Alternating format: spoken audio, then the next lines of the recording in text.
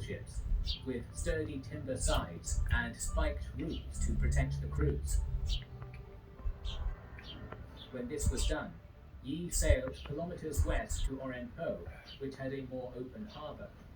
It was about this time that Yi received intelligence that the main Japanese war fleet was after him, so he retreated to the island of Chindo, further to the west.